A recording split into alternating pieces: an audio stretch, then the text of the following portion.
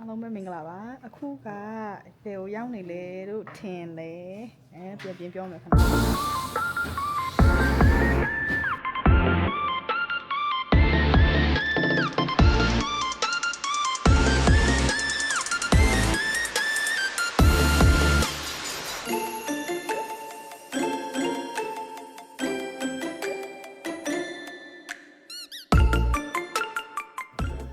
အားလုံးပဲမင်္ဂလာပါအခုအိမ်တို့ဘယ်ကိုရောက်နေရထင်လဲကဲဒီအခြေအနေတိုင်းကိုကြည့်မယ်ဆိုရင်ဒါကစာသင်ကျောင်းသို့မဟုတ်သင်တန်းတစ်ခုခုလို့ထင်ရမယ်ပေါ့နော်အဲ့တော့တစ်ခါတည်းအဖြေလေးကိုပြောပြမယ်အခုက AD Inbi Point နားမှာရှိတဲ့ World International School ကိုရောက်နေတာဖြစ်ပါတယ်အဲ့တော့ဒီ International School ရဲ့ graduation ceremony လေးတစ်ခုရှိတယ်အဲ့အတွက်အိမ်တို့ကဘောလုံးနေလာဆင်းပြီးတာဘာတွေလာဆင်းပြီးဆိုတော့တစ်ခါတည်းတစ်ခုပြီးတစ်ခုကိုပြသွားမယ်ကြလာပါပြီThis is the stage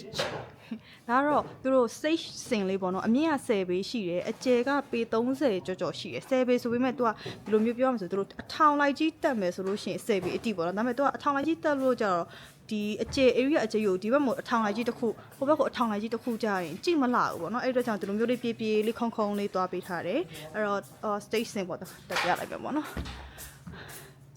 အဲ့တော့သူကvolume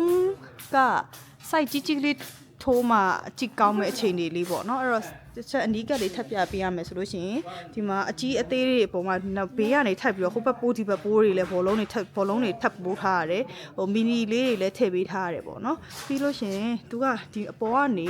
ဟို projector ကြောက်အောင်မှာ projector ကြောက်ဖို့ရှိတဲ့အတွက်ကြောင့်အလေကိုနည်းနည်းဟပေးထားရတယ်ပေါ့နော်အဲ့တော့ပြီးရင်ဒါလေးကတော့ဘောလုံးတိုင်လေးတွေ9တိုင်ထည့်ပြီးစီစဉ်ပေးထားတယ်ဒါကရွှေ့ရပြောင်းအလွယ်ရဖြစ်တဲ့အတွက်ကြောင့်ဒီနေရာမှမဟုတ်တခြားနေရာတွေရွှေ့မယ်ဆိုလည်းရွှေ့လို့ရတယ်ပေါ့နော်အဲ့တော့ပြီးရင်ရှေ့မှာလည်းအဝင်ခုံးရှိတယ်ဆိုရင်အဝင်ခုံးကိုတစ်ခါတည်းခေါ်သွားပြမယ်နော်လိုက်ခဲ့ကြပါဦးဒါတော့ဒီခုန combo hall ကနေအပြေကိုပြန်ထွက်နေတာဖြစ်ပါတယ်အဲ့တော့ဒီနားလေးကိုပြီးရှင်းပြမယ်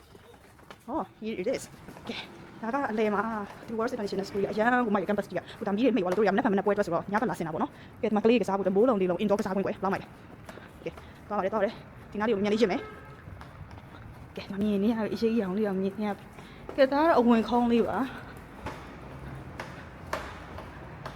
ရောင်ကို